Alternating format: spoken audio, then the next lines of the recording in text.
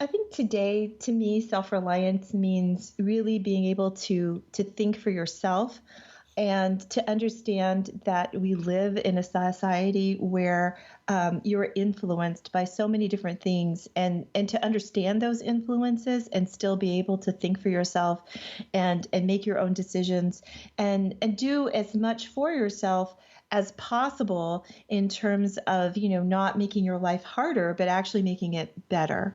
Welcome to the Sustainable Living Podcast. Tips, tools, and tactics for living a heart-centered life that honors Mother Earth and her inhabitants. The information shared on the Sustainable Living Podcast reflects the opinions of host Marianne West, Janice Friant, and their guests. Please use your own discretion in research before applying any information to your individual situation. Now, here are your hosts, Marianne and Janice. Welcome to the podcast, everyone. I'm Janice Friant, and today I'm very excited to have as my guest Jennifer Osuch, the author of the Preparedness Planner series, lead teacher at Self-Reliance School, a website dedicated to teaching preparedness and self-reliance skills, which I highly recommend, host of the weekly live Self-Reliant Living show, which I had the honor of being a guest on recently, and a homeschooling mom. She's dedicated to teaching back to basics food preparation and preserving skills that help people eat healthy, save money, live greener, and be prepared for anything. Jennifer, her husband, and her 3 teenage boys live in Texas. And we will share a lot more information about how you can get in touch with Jennifer and see what she's all up to at the end of the podcast. Welcome, Jennifer. Thank you. It's so nice to be here. I'm just so excited to talk with you. Yeah, me too. We had so much fun when you interviewed me on your Self-Reliant Living show that I didn't want it to end. So we get to continue some of that. But this time with the focus on you, which I think a lot of people are really going to be interested to learn about. So without further ado, would you please share your story? What brought you to this place in your life? Well, about 5 years ago, my husband said, you really ought to start a blog. And, I didn't know anything about blogging. I didn't know anything about too much online. I just did the normal email stuff and whatever. And so I did. And so here we are. Wow. But 5 years later. Yeah, but before you started that blog, I mean, you had already ventured out on this whole journey of self-reliance, hadn't you? I mean, what made you start doing that? Somewhat. So I have always been, a researcher. I've always tried to, learn things for myself. I'm not a big conformer, and sometimes that's to my detriment, but still. So I've always, been interested in learning different ideas and collecting different ideas from different people. So I was doing some of that at that point. My children, my 2 younger ones, had asthma at that time, and they were suffering. And this was something new to me because my older one didn't have it. I didn't deal with it when I was younger or any of my siblings. So it was kind of a new thing to me, and I was very interested in finding out what I could do to help them and to alleviate symptoms. I didn't like the choices of medication that were out there for them to take. And I was thinking, well, there has to be a better way. So that was sort of, the start of me sort of researching food, and coming to what I do today in terms of taking control of your food, from growing it to eating, to cooking it, to preserving it. So that's kind of what started that journey. I have always been interested, I guess, in food one way or the other. I've had this sort of relationship with it all of my life because I've always had a struggle with weight and things like that. So, but at that time I was learning that, not only did it control your weight, but it controlled all these other things inside of you too. And so we started off sort of, blogging about food and preserving it. And we really started off as a preparedness blog. We were sort of in that niche and still are to a great extent. Because that was around the time, people in this country were questioning things like commercial food systems and the government, and just questioning, can we sustain this sort of society that we have? So it kind of all converged, and then it became self-reliance school in terms of all of these things coming together. So that's kind of how it started, and it just sort of grew from there. Okay, I always find it so interesting how so many of these niches are overlapping now.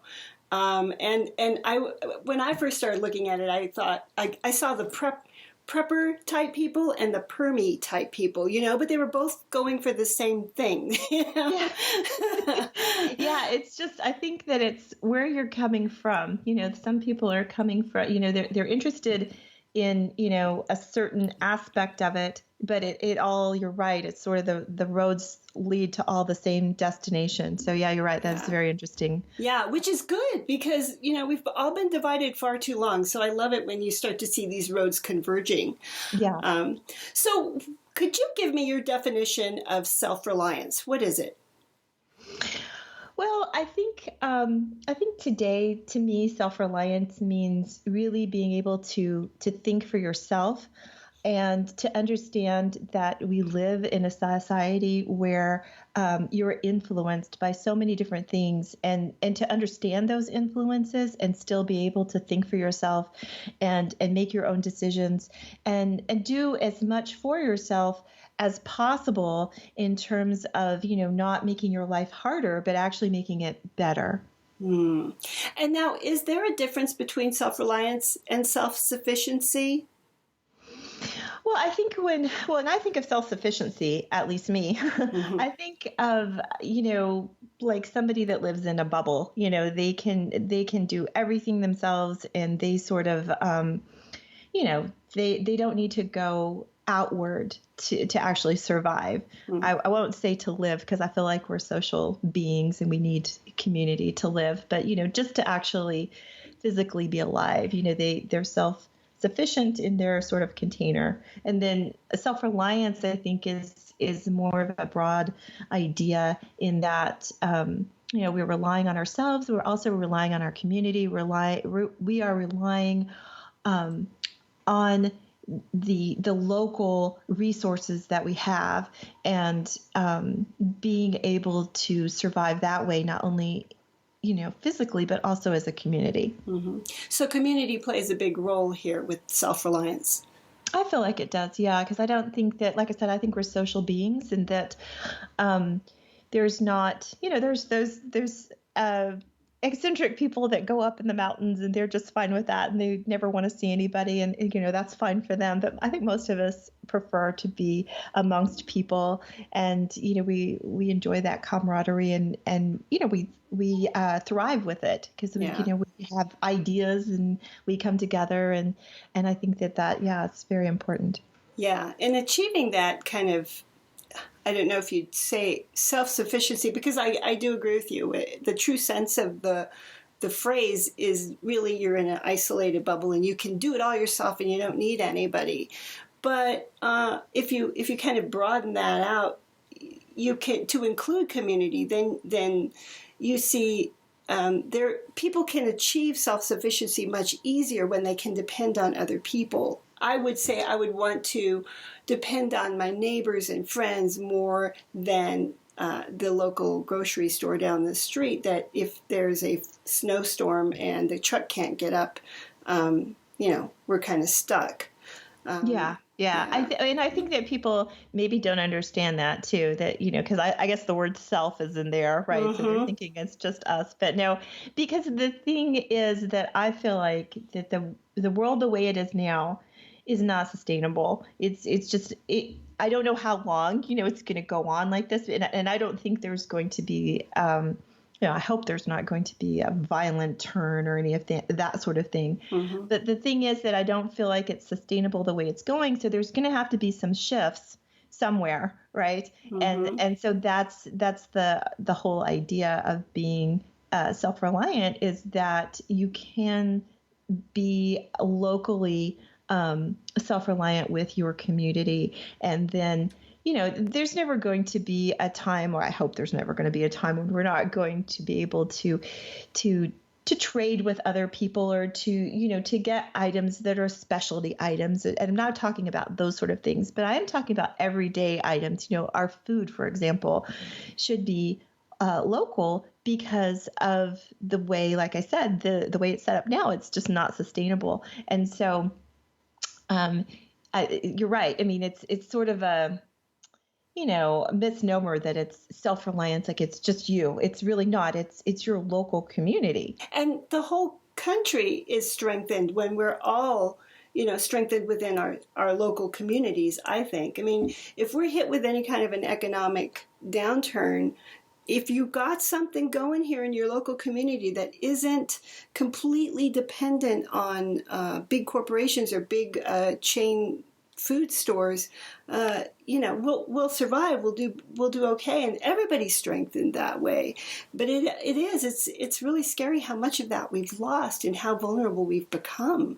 Yeah. Well, and I also feel like you're saying that your neighbor, well, those relationships, those are the things that is going to see us through. If something does happen. In terms of, and I don't think anything, doomsday-ish is going to happen. I'm not saying that, but when these shifts take place, I'm sure there will be hardships on some people, but if you have those relationships in place already beforehand, then, that's going to make the transition a lot easier for a lot of people. Yes, huge. And that's a big reason why we do emphasize community a lot here, just for so many reasons, but that's a really big one.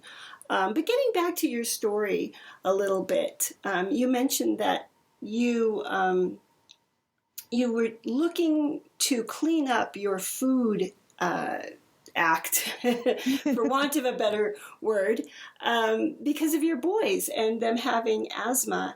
And it's so interesting. I shared with you on your on the Self-Reliant Living show that was a big push for me to start cleaning up my food act when I was breastfeeding my kids, and what I would eat would immediately affect them and start waking them up at night. That was one thing. And with La Leche League I was involved with, they were just full of information about the food and what things I needed to look for in the ingredients to make sure that they didn't react. So could you maybe expand a little bit more of your journey on that? Because I think a lot of people that are listening are going to resonate with this. What kinds of things did you realize that you had to do to change your family's diet to help your sons become more healthy? Well, like I said, I've always had a strange relationship, I guess, with food, because I have and still do today struggle with weight. And so I had, had my children, and I thought, well, I know all of this. I can do this, right? And I was just really lucky through those early years, because I did nurse, that I was able to do it despite what I was eating, right? Mm-hmm. And it's the thing is that I wasn't looking at the ingredients. I was looking at calories. I was focused on, okay, well, how much fat does this have because of weight? I wasn't really concentrating on, nutrients. What is the nutrient? Mm-hmm. And how does that affect everything, right? Mm-hmm. And so I did nurse my kids. So I'm very fortunate that I was able to do that. But I think really it was in spite of everything that I was eating. I just think I got lucky that way. But then the two younger ones developed asthma, and I don't know how much you or your listeners know about treating asthma, but mainly it's with steroids. You'll treat that so they're able to breathe, and their airways will loosen up, and they're able to breathe. And my younger one, it was really bad, because there's a variety, there's a large spectrum on the asthmatic scale, as you were. And, some people just have trouble breathing when they exercise, which is, sort of a mild case. But then there's other people that, they stop breathing in the middle of the night, right? Mm-hmm. And, so I had heard of people who had trouble with exercise and this and that, but it never occurred to me that one of my children could stop breathing at night. But when the doctor sat me down and said that, I was like, whoa, wait a minute. Yeah. And And so then, of course, I went into an overdrive sort of, okay, what can we do about this? What other thing is happening here? And I was, studying about what asthma was and how it affects your body and where it comes from and all of this. And he not only had asthma, but he had allergies as well. So, and he was he's a, when I thought of asthma at that point, I just thought of breathing. Well, my younger one, when he presents with asthma, he would cough. So it wasn't anything that I was familiar with, right? So like I said, I went into overdrive to learn about, what it was and how it affects your body. And then that led me, of course, to food, and allergies, of course, will lead you to food too. So that was, all the directions were leading to food. Okay, so what can I do? And at that point, they were very dairy heavy. They really ate a lot of yogurt. I mean, it was, good for you, I thought at that time, right? Mm-hmm. And a lot of milk and those kinds of things. So that was my first thing to eliminate and say, okay, well, let's take away some of this milk and see what happens. And sure enough, it did improve. And so that was my first sort of aha moment, like, okay, this stuff really, there's something to this. Mm-hmm. And so that's sort of how I started down that road in terms of, okay, well, if this has such an effect on this condition, then, what else am I missing? And so that's how I sort of started piecing things together and understanding that food is medicine, really. Mm-hmm. Well, did you find there were any other major changes that you made that really made a big difference?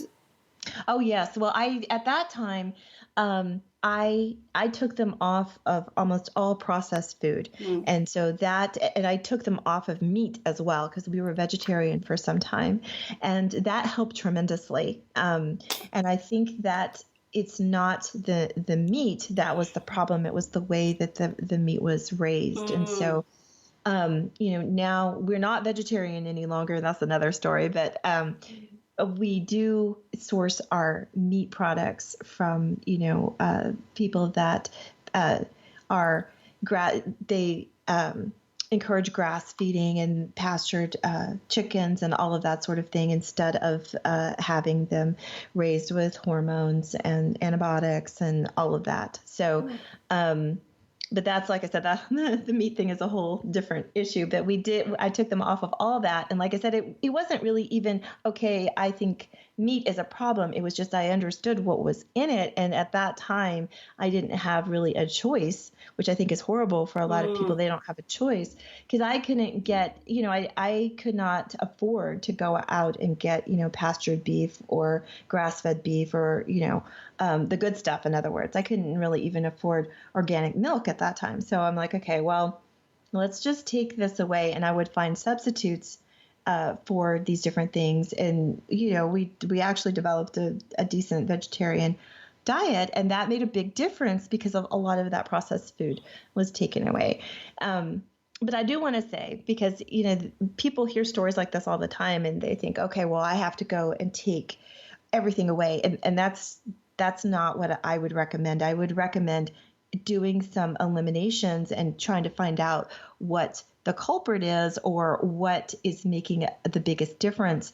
But they're kids, right? So I don't want to take a birthday party or whatever away from them. I don't want them not to be able to eat the cake or whatever. Mm-hmm. So, we sort of go by an 80-20 rule now, in the sense that, as long as 80% of your diet is pretty good, is mom approved, right? Mm-hmm. Then the other 20% is fine. So, and that's a hard balance to strike too, especially when you're starting out and you're like, okay, well, I really need to eliminate this, and I have an 8-year-old, and so that's tricky. But we did it, and like I said, found out basically that there's a lot of problems with the commercial food industry in this country, and that is really what started the, okay, well, let me see if I can do this myself at home. And, the thing is that when you go to a place that does sell whole food, I mean, the prices, the organic, fruits and vegetables, they might be affordable. I mean, you're gonna pay more for those, and there are reasons to go ahead and pay that money if it's the local. If you're on at a farmer's market and all of that, that's fine.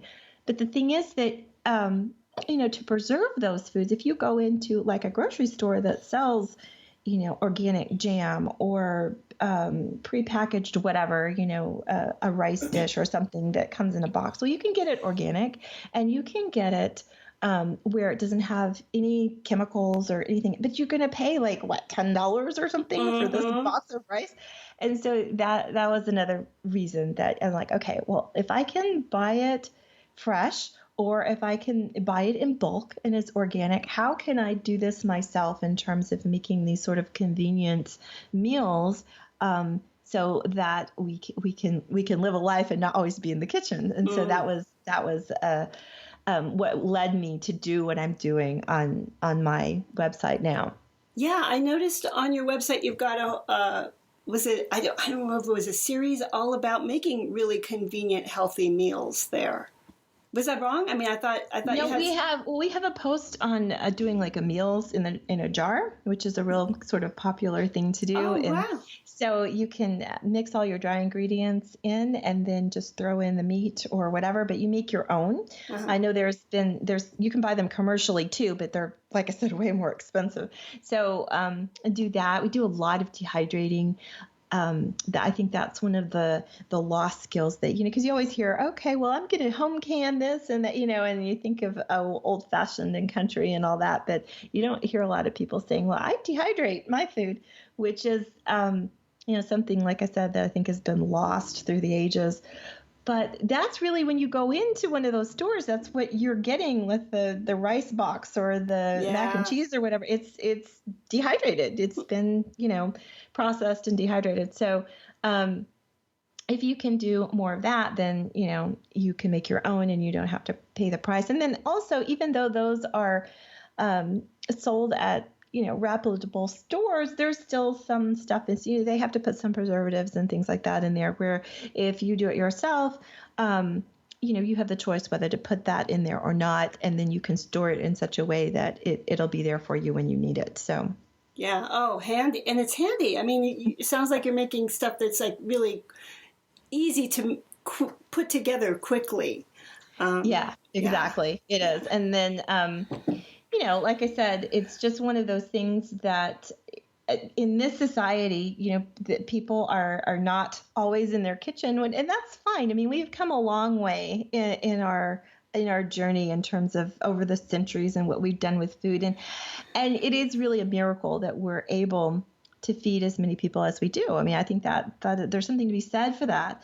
But at the same time, I think, and we've talked about this before, that never in history have people question technology. And I think now, because it's always been a good thing. We've always gone forward and it's always, been good. But now I think that there is a shift and is this technology good or is it maybe not? Yes. So. Yeah. Well, the question is really got to be, what is the purpose of this technology? What is the ultimate objective? And too often the ultimate objective is just higher profits. Mm-hmm. So you don't get the betterment of mankind that way. You definitely don't get more nutritious food that way. So I think that's a really good point. And we always have to look at that, especially as we go forward and things become more and more automated. And, we really need to look, is this really benefiting humans or is it just benefiting a couple of really rich people at the top there? Exactly. I couldn't agree more. I could not agree more. So getting back to self-reliance, and we kind of mentioned quite a few things on why it really is so important for people to really start to become more self-reliant. But when you go down this path, you start to see that there's a heck of a lot more advantages than you originally thought. If nothing else, things like fresh bread, Oh, yeah. Well, there's nothing like fresh bread in all the world. And so I always like to say that, you can make fresh bread if you want to. And then you have the choice whether or not to make it, but at least you know how to make it. And so that to me is something that, again, is being lost, is these skills that we're teaching our children. We're just not teaching them anymore. And there are some kids, they understand that bread comes from flour, but they have no idea where that flour comes from. And to me, that's not acceptable, because, if you don't know where the flour comes from, how do you know it's nutritious? It leads back to that whole idea of, what are we putting in our bodies? So are you grinding your own flour? Yeah, we grind our own flour, and then we grind wheat, and we grind different grains that, sometimes my kids will like and want, and sometimes, they go through phases, but we grind rye grain, and then we have, we even make coconut flour as well. And so because you can do this, like the coconut flour, you can make through dehydrating. Almond meal, we can make that. You can take the almonds and soak them and then dehydrate them. You could even make almond milk before you go ahead and grind them up into the flour. So you can just, use all of everything up, right? There's no waste. So, so we grind our own flour. And yeah, like I said, that's, to me, there's some adults that don't even know that. And so, and they're mesmerized when you show them. You show them that, hey, here are these wheat berries, and I'm going to make flour. And they're like, whoa. Well, it is. It's fascinating. It's fun, and it's fascinating, and it's something you can feel really good about. I don't know. I have to say, for me, I found the whole lifestyle really enchanting. And I'm not grounding my own wheat berries yet. I still have to get myself a grain mill. But I have made making my own bread a regular habit, and it's a habit I really enjoy. I do it with sourdough starter. I get organic spelt, and I love it. To me, it's a very big deal. But there's other things too that I think a lot of people think of, a lot of these things as a chore, but there's something really satisfying about them. Like even just for me, I have a wood stove, and I could use propane to heat my house, but it's really expensive. And my husband was saying, well, maybe we should just, if we clean out our ducts, it'll be cheaper. I'm like, I love the whole thing about getting my wood and starting my fire in the morning. I love it. But see, the thing with me is I get to stay home and work from home. And a lot of these things that I love, that I do as part of my sustainable living lifestyle would probably become a chore if I had to do an 8-hour work day every day. So what do you think about that? I mean, do you find a lot of these things that people consider chores not to be chores, or how do you feel about all that?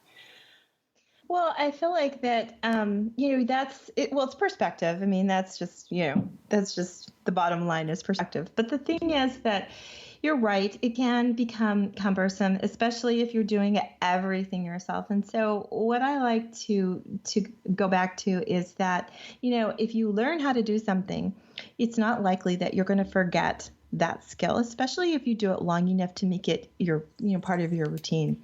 And so if there's a season in life that comes upon you, and you no longer have time to do that, or you no longer want to do that, then that's fine.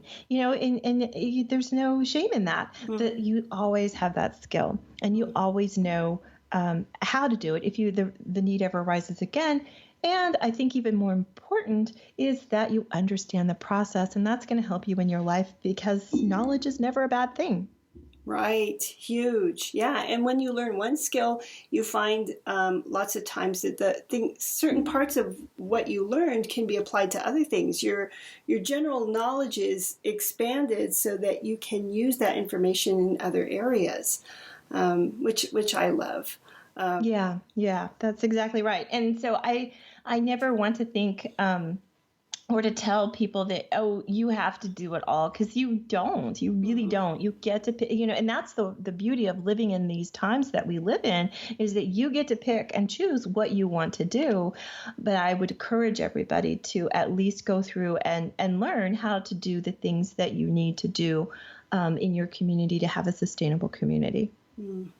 Well, what do you feel are the most important from your perspective, the most important self-reliance skills that you've learned?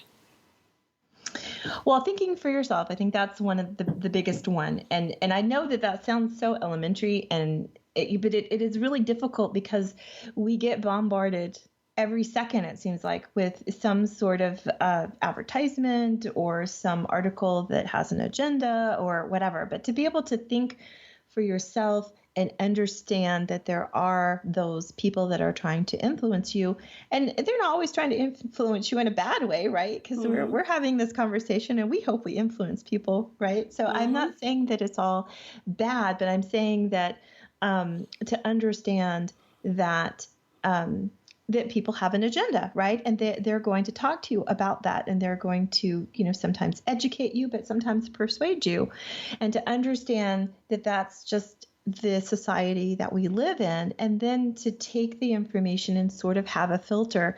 And like I said, I know that's so elementary, but there's so many people in the world that they just don't do that, for either they don't know how, they're lazy, or, and I don't mean to say that people are lazy, but we have a million things to do, right? We don't have time to sit and really think that through, right? We have to go on and do our other stuff. So maybe lazy is not the right word. Maybe we just don't have, the time to go through that. But some people are, some people just don't, they just want to live in their, sort of bubble and think that everything is okay all the time. Yeah.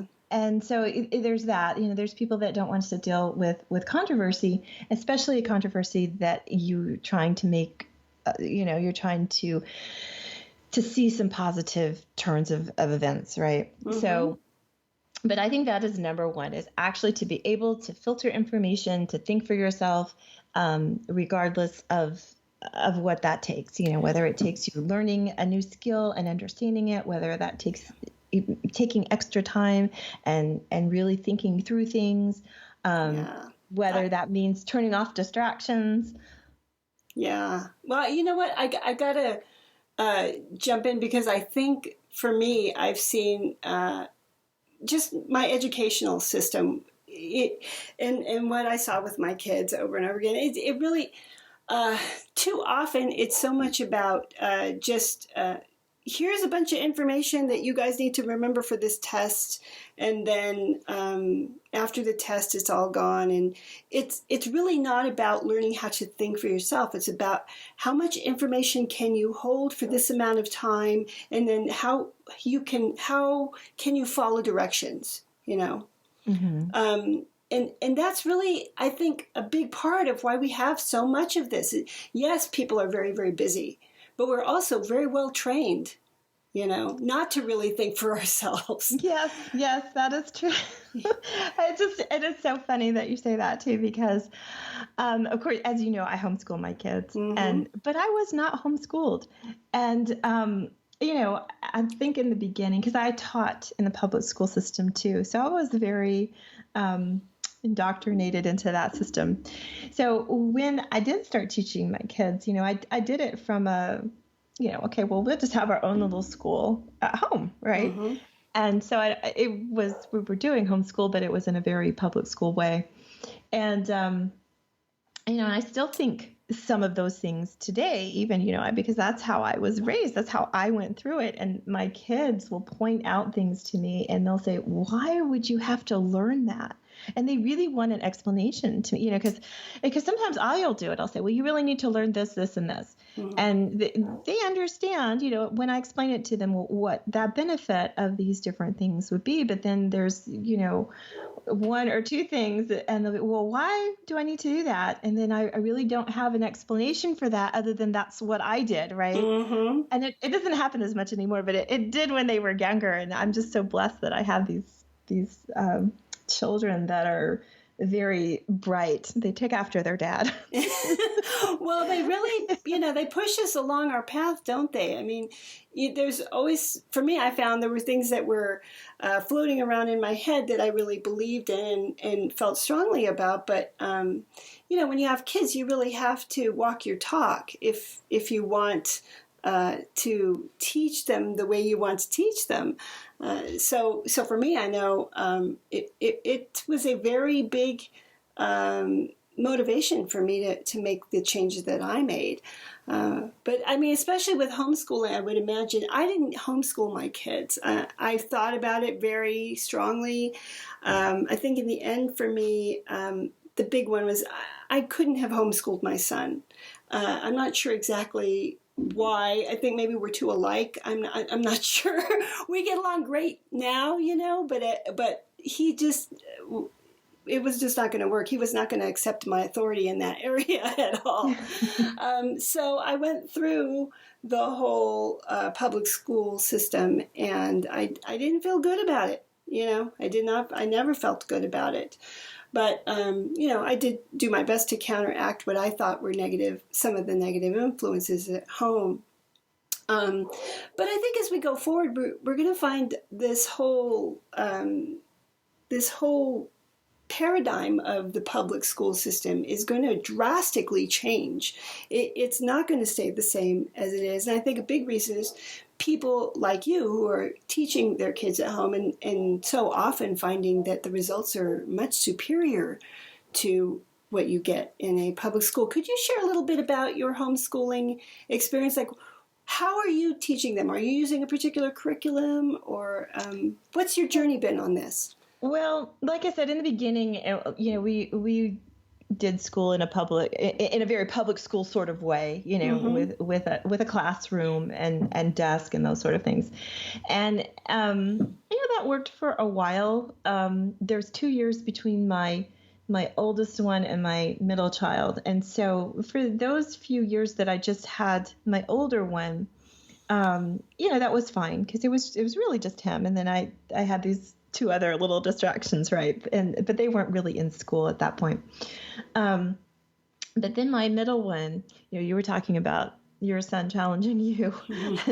This child, he does not see the world in the same way that I do. He just has a very different way of looking at the world, and it's a blessing most of the time because it helps me question, what I'm doing.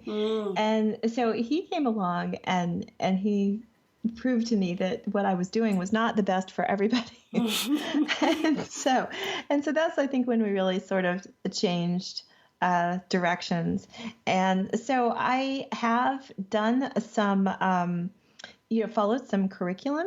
I taught them math, and then I taught them until I couldn't really, I don't want to say couldn't teach them because I'm not that great at algebra, but I can do it, So, but that it became cumbersome to have all 3, because they were all 3 on different levels in math, to actually, do that day by day. So we do like an online computer program for that, and it's a really great curriculum, and we use that. So, and then my older one, when he did, because they all did this really young, they did it younger than I did when I was in school. So basically my older one was done with high school math by the time he was, 13 or so. Wow. Yeah. So I was like, oh, and then he was going into things that I really couldn't help him anymore. So there was, that sort of flux there. And so, we also have them, and I'll tell you what happened with my older one in a second, but just to go back with some of the other things, homeschooling isn't for everyone. And the thing is that I understand that, and I actually wrote this post about that, and I will share the link with you. Great. So you can put that in the show notes, because my site, my blog is not really about homeschooling, but this one post, it gets a lot of traffic, and you'll probably understand why. But it's basically a letter to moms who are thinking about homeschooling and maybe think that they can't. And so there's that. And homeschooling is, like I said, not for everyone. So I don't want anyone to ever feel guilty for not doing it. But along those same lines, I also knew that at some point, because I couldn't homeschool college, right? So I knew that they were going to wind up in a classroom somewhere at some point. So I'm very blessed that I have the opportunity to send them to a science class, and it's just science, but it's a very old-fashioned sort of school where the students learn and at a desk, and the teacher talks about different things, and they do a lot of experiments. And it's a great class, but it's still an old-fashioned sort of format. So I was able to have that, and then they do their math with their computer, and then we do language arts is more sort of a I don't want to say unschooling because it's not that, but it's a freer sort of thing, and they're writing. My older one actually writes for our blog, so that is something that is, it's kind of a lesson and a help to us as well. So yeah. Anyway, so there's that sort of thing, and they have done different writing projects over the years, but I don't think any of it would be considered conventional. So anyway, but back to my older son's math. So I'm like, what am I going to do with this math? So what we did was we put him in a dual credit for college. And so he is doing that now. And you can do a lot of that online. So he's actually taking college classes. And he's in his second semester, and he's 16. Wow. So he's pretty young that way, but that's working for him. And that way he's going to get, all of his core stuff done early, and then he'll be able to concentrate on whatever he wants to major in at a later date. So, so I think that you're right that, we were able to go faster and better without all of the other things that are because public school, like I said, I taught in public school too. And the thing is that there's just so much time wasted. There was so much time wasted in public school. And, there's benefits to going to school to a public school. So I don't want to say that there's, homeschooling, like I said, is the only choice, because it's not. But if you supplement your homeschooling curriculum or environment with some other things, I think you can make up a lot of those things that are in public school that homeschool kids would, quote unquote, miss out on.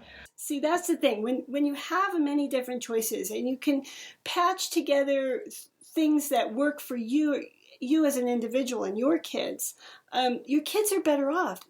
It's this whole idea of this one size fits all thing that, used to be what our education system has been historically in the past. We all have to sit in this chair, and we all have to, take this test at this certain time. And, regardless of whether some of us learn better in other situations, or maybe they need a little more help with a particular subject. That's the thing, that it's people like you doing the homeschooling helps, but it's also the internet that has just opened up many, many doors for us that weren't around when, say, you and I were going to school. It was like all or nothing. I think there were some people homeschooling, but it was like they were on their own in silos, and there wasn't places for them to, get together and interact and share ideas, which there are now, thank goodness. But then the other option was the public government school that it's one size fits all, and some people are left behind. There's no way around that. So I have a lot of hope for education in the future, but it's because we're going to open up and start looking at a lot of different options and trying to really meet the individual needs more, I hope, anyway. Yeah, I think you're right. Well, and the other thing is that, just in the 15 or so years that I've been homeschooling, because I know I went into homeschool even before I did, but the thing is that it's becoming more acceptable. And I think that because when I first started, people looked at me like I had some sort of weird disease or something. Yeah. But, now they accept it, and they're like, oh, okay, well, and they even know a little bit about it. They know how that works. So, I think communities online have really helped that quite a bit. Yeah, thank goodness. But getting back to, I'd love to get back and talk a little more about Self-Reliance School and what you're doing with that, which I just find fascinating. There's so much wonderful information there, everybody. I really highly recommend that you check out that website and check out the classes. They're teaching classes on how to do this. So could you share a little bit about some of the classes you and your husband teach, Jennifer? Oh, sure. Well, we have a dehydrating class. Mm-hmm. So it takes you, through dehydrating just, the most simple things like fruits and vegetables, but then goes on to teach you how to dehydrate or make beef jerky and dehydrate milk and dehydrate sprouted grains, to make sprouted flour. It just takes it, to a whole different level than if because most people think of dehydrating or, if they buy a dehydrator, I'm just going to make beef jerky. Well, it takes it to the next level. And then we also have a class on home canning because there's a lot of information out there and not all of it is safe. Mm-hmm. So we teach people to can safely and with confidence.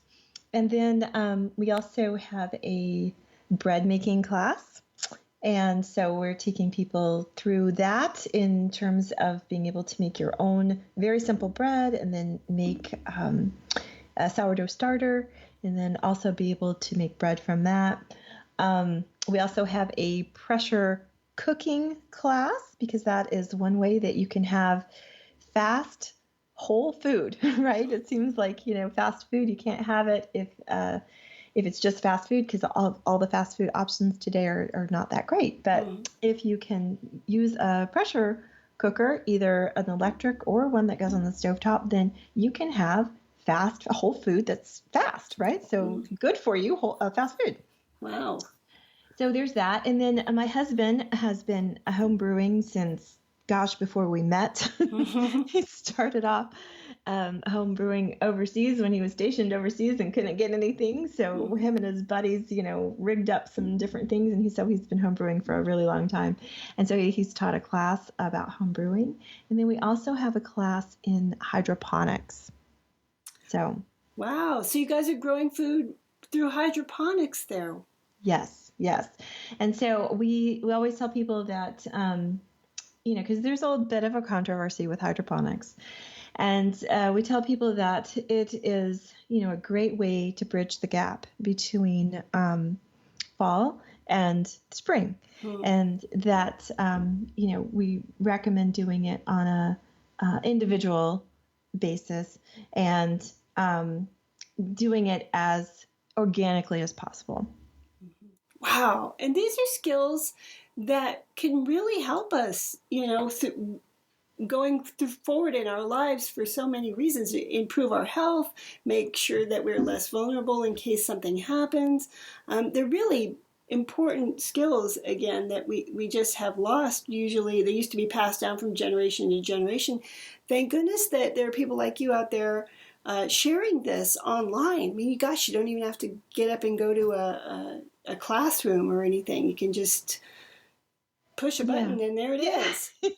Yeah, and the thing is that it's just so true is that I call them traditional skills and they're just being lost. I mean, within like 2 generations, and you ask somebody how to can something and they look at you like, well, I just go buy it from the store. Yeah. They some people, don't even realize that you can still do that at home. Yeah.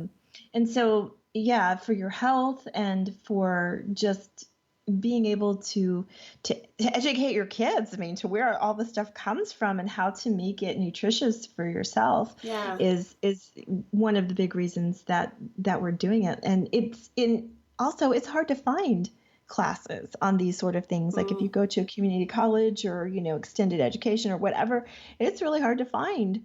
We used to have home ec class and that's all gone, right? Right. Yeah. So it's really difficult to find. And so, you're right. You can just, any time of the day or night, you just click a button and you're there. That's wonderful. Wow.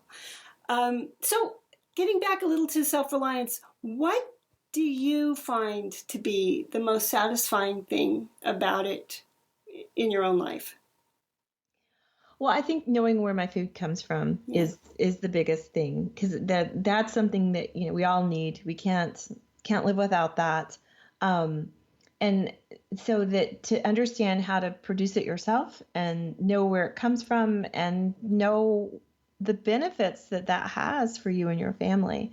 So I think that is for me at least. And so I know it's different for everybody. Yeah. Yeah. Well, there's a lot. You could go on for quite a while, I think. I could anyway.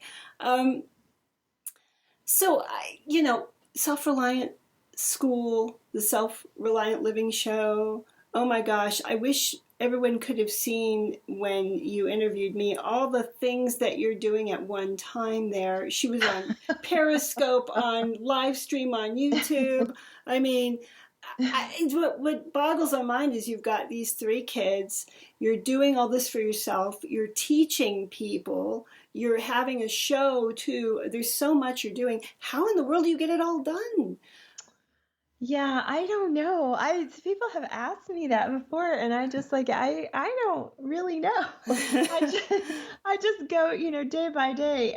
My husband helps out a lot. I mean, he basically runs the show in terms of, because that up until just 18 months ago or so, that sort of production wouldn't have been possible. But with all this live streaming stuff opening up, somebody can have a live television show sort of in their house, which is kind of what we have. Yeah. And so he helps tremendously, and he has a background in not really TV, although that's been sort of a hobby thing for him, but programming and computers. So I'm really lucky I have him. He helps tremendously with the site. It would not be what it is without him, because he makes everything run smoothly. And and then my kids help out. They help with different aspects of the business, whatever we're doing, and they're learning at the same time. And they're learning at the same time. Yeah. As a matter of fact, I'm just so tickled about this, but my son, because we're our role models for our children, right? Mm-hmm. So he has always liked to tie paracord bracelets, and he is just has been so good at it for a long time. He's even gotten to the point where he can look at something and recreate it, and he's just now getting to the point where he is doing his own creations. So that is wonderful to see that in him. But then beyond that, he's like, well, I think I'm going to start my own business here. So he did. He did. He is on Instagram. Because that's a platform that's really great when you have physical items to sell, and you can showcase them and talk about them and whatever. And so he has been doing that, and I'm just so tickled that he's seen his parents do stuff online, so he just did it, and I'm like, wow. Yeah, that's huge. That's huge. And a wonderful example of being the type of person you want your kids to be. You want them to be self-reliant. You want them to be self-starters and go out and do stuff. You got to do it yourself. And you don't even, and look at that lesson is so much more powerful than anything you could possibly really just say to him, that example. Yeah. I think that's one of the biggest things that, I learned when I became a mother is that, you're the role model, and you're one of the most important ones, because you're going to be there and they're watching you. They might not tell you that they think what you're doing is good, or they may say the opposite. They may say all this other stuff, but in the end, when it comes down to it, they are watching you, and they, they want to please, and they want to bloom, and they want to do their own thing, and they're going to take the stuff that they learned from you and saw you doing and see you doing day in and day out, and they're going to apply that to their own lives. So yeah, that's one of the biggest things I think I've learned. Yeah, it's huge. I can't tell you all the arguments and strife that I had about, for instance, just eating healthy food instead of junk. Because that's something that when you go to a public school, it makes the task even tougher, because, there's always birthday parties and Halloween parties, and everyone's shoving candy and cake and stuff into your kid's mouth. And my kids were always complaining about how how so-and-so lets their kid see this food. And now as adults, I couldn't be happier. All that stuff that they fought me on, they've completely embraced as adults. Isn't that wonderful? Yeah. That, it comes full circle and they realize, hey, mom was not, she wasn't stupid. She was really, she was saying something. Yeah. So, so much more powerful than if I had won that argument. I mean, our egos always want to win the argument, but in the end, what matters is we won the war when our kids grow up and they have healthy habits. So yeah. It's always, make sure that you show your children the right thing to do. I think even if you make a mistake, because that in itself is powerful too, making a mistake and then showing how you correct it or make up for it or, accept the failures, accept the responsibility, all of that. I think that, that's just as powerful and showing them how to do that by modeling it. Yeah, I would almost say even more powerful. I mean, one of the most important things you can ever exemplify for your kids is how do you respond to failure? How do you respond to failure? How do you respond when things do not go your way? Exactly. I couldn't be, that is just such a true statement because, there's they're going to fail in their life, and you want them to grow from that and be able to embrace that. So I always tell them, failure is not a bad thing. Failure just means that you learned something. Yes. And so, so now I have to always tell myself that when I fail. Yeah. But it's okay. I always tell them also it's okay to have, to be upset for a while. That's part of it. But to come out of it and to understand that it failure it is. It's just saying you learned something. Yeah, absolutely.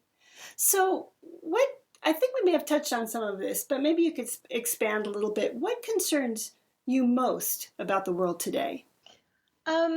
Well, I think just, it goes back to people just sort of being herded like sheep and persuaded this way or that way without really taking the time or knowing how to understand different perspectives and that everybody has an agenda and that might not always be the best thing for you and your family. And then to, just be able to, people's lack of being able to filter that information. It's just, it's really scary because, there are a lot of people who want to take over the world. Yes. and it's not all good. So to understand where people are coming from, both good and bad, right?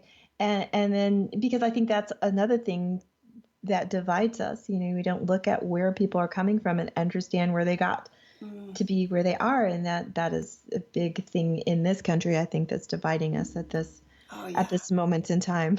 It's huge. I think we could have a whole podcast just talking about this topic, this whole divisiveness. And, we're so identified with these certain things that we seem to identify ourselves with, and then we just miss the forest for the trees, that we have so much more in common than we could ever have dividing us. And gosh, if we just focus on, again, the permies and the preppers, they're coming from completely diametrically opposed places, right? The permies are more green and progressive. The preppers tend to be a little more conservative, but they all want their meeting in the middle. You see the preppers loving organic stuff and wanting healthy food, and you see the permy people going, I want some self-sufficiency here. I want to be prepared. Oh yeah, it boggles my mind sometimes that people can't see that. They can't see that those two roads are going to lead, to the same common area. And it's sad. And that's what scares me, that people do not understand that. And they're going to let these smaller issues, like you said, just kind of divide everybody. And because we do have more in common than we have differences. So that's what scares me. Yeah. Well, now, on that same vein, what gives you hope about the world today? What gives me hope? My children give me hope. My children, and not just mine, but all children, and the way that they see the world differently, and I'm always learning from that, and I just love that. I think that is one of the things. I mean, it's like a human experience, right? You get older and you see these children, and the way that they look at the world and their heart, and the way their heart is. That is something that definitely gives me hope to see children acting in a way that, some adults won't act like, and to really, love each other purely, when they're younger. That's what they do. And I love that. And that gives me great hope. Huge. Yeah. And they are, it seems to me, the younger generations are becoming, for whatever reason, they have to be flexible. They're inheriting a world that's got a lot of issues that need to be solved. And, but I think they're the ones that can do it. I really do. I mean, I look at my kids, they're older than yours. Mine are millennials, you would call them, I guess. And, they're in a world that doesn't have those traditional jobs that job security, the pension, the insurance, even a job that gives them 40 hours a week, was all promised to us when we had some of that when we were younger, but they don't have that now. And they're putting it together. They're patching together lives, and, it's different. They're sharing stuff more. They're looking at things differently. They're not that interested in owning a house or owning expensive cars. They're not as materialistic as we were. So, that gives me a lot of hope. And they are interested in sustainability. That's huge, Yeah, I see that too. I see a lot of people, younger people that aren't, like you said, materialistic, and they're not, they don't want to be burdened with those materialistic things, and they want to live sort of a freer life and more sustainable and all that. So yeah, I totally agree. I see that too. Yeah, they have definitely different priorities than we did, and for the most part, I think they're better. I do too. I do too. Yeah. So what advice do you have for others who are interested but don't know the first thing about self-reliance? What should they do? Well, I think that the first thing that you should do is maybe take stock of what you have and what areas you're interested in being more self-reliant in. Are you interested in taking control of your food? Are you interested in being more active in your community? Are you interested in being able to do more things around the house in terms of building yourself? Just what is it that you want to be more self-reliant in? And then go about figuring out, okay, well, what's the first step in doing this, and this? But coming from the perspective of, okay, here's where I am, and then understanding that it's a journey, and then taking the first steps to that, on that journey, I should say. And there's so many ways that you can learn, right? We have a lot of options now. Obviously, Self-Reliance School is one very good place to go, a one-stop shop, so to speak. But you can do a lot of Googling online, and you can find all kinds of stuff out. Yeah. Well, if you're interested, if you've got that information already and hey, I want to be more self-reliant with food, yeah, you can definitely check us out. That would be great. But the first thing that I would recommend you doing is to get into a community, either locally or online, that has that interest. They also have interest in improving whatever it is that you're interested in improving. So you're not feeling alone, and that goes so far in helping you to achieve your goals, is to know that you're not alone. And you get so many ideas, and you make friends, and it's wonderful to be part of a community, and you are striving towards the same things. Yeah, huge. Having that community is such a wonderful thing. It's so supportive, and it does help you stay on track where you want to go. Keeps you accountable. Yeah, definitely. Yeah. So we're coming to the end of our time together, Jennifer. Could you share again how we're going to include links in the show notes, but can you share, just for those people who are listening, how can people learn more about Self-Reliance School? Well, the easiest and fastest way is just to go to selfreliantschool.com, and you'll have a whole menu there of different places that and different topics that you can click on. You can also go to facebook.com/self-reliant school, and that's our Facebook page. You can go to Self-Reliant School. We're at Self-Reliant School on Instagram. You can go to at @Reliant School on Twitter. And then we have a huge Pinterest account that you can go to, and we pin 30, 40 pins a day on topics that will help you live a more self-reliant lifestyle. And you can go to pinterest.com/SReliant School. Wow. There's so much there that's completely free that people can take advantage of.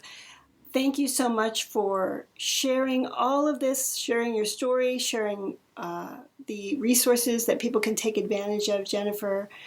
And we are going to say goodbye now, and we will see you all next week. Thanks so much for listening to today's episode of our podcast. If you're interested in sharing and learning from others about self-reliant living, sustainable living, and much more, please join us on our Facebook group, Sustainable Living Tips, Tools, and Tactics. If you'd like to help ensure that we're able to continue doing the podcast in days to come, you can support us financially with a monthly donation of as little as $1 per month on Patreon. Just go to patreon.com, search for Sustainable Living Podcast, and follow the directions there. Take care, everyone, and have a wonderful week.